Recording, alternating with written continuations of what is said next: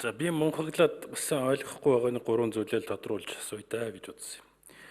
Нэгдүгээрт нь ер нь энэ бодлого нь юу юм бэ?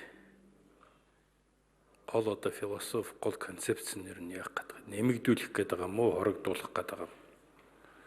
Тэгээ өөрөө чинь яриад байгаа нэр томьёон дотор тэр өсөрсөн цуслаг гэж байна.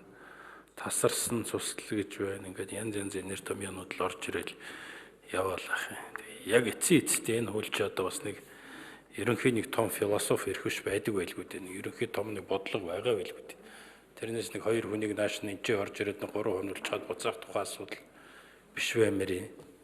Тэгэхээр тэр маань одоо жоохон юу юм бэ гэдгийг нэгдүгээр хэлж өгөөч гэж асууж байна.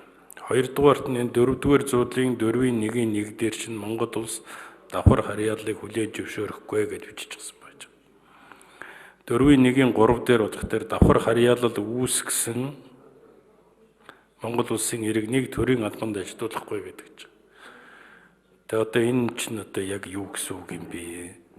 Түрүүн ч бас хүмүүс асуугаал шиг байна лээ. Тэгээд хариулахгүй шүү дээ нэг хэлэхэд бол.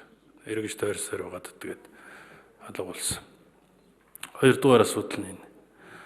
Гуравдугаар асуудал нь зүгээр сүүлийн үед энэ тэнд бас нэг сөрхий яригдал ялангуяа тэр Европын орнууд Оростой холбоотой мэдээллийн хэрэгслэр л гараад байна л да.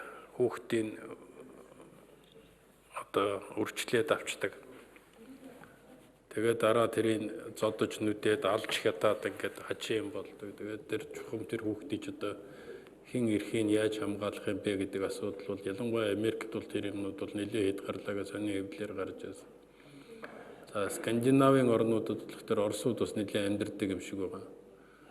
Орос хүмүүсийн тэр хүүхдтэй хүмүүжүүддэг арга, хүүхдтэйгээ харьцдаг арга, манай монголчуудын ч гэсэн бас нэг арга элдв янзын бол өөр л байдаг л да. Тэгэнгүүт нь л шууд эцэг эхээс нь хүүхдийн салгаж аваад та хүүхдтэйгээ харьцаж чадахгүй байна гэд эцэг эхээс нь шалгаж аваад тэгэл хоёр тусад нь байдгаал ингээл явд. Тэгэхээр дахиад нөгөө тухайн улс орны иргэний асуудал байгаа байхгүй юу?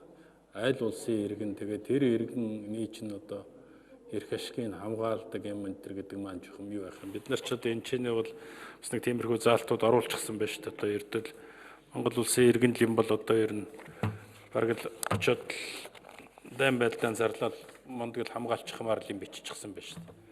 Тэгээд тэрийг хэрэгжүүлж чадах тийм механизм нь байгаад байгаа мó юу гэсэн. Нэг ийм гурван асуултанд хариулж өгөөч.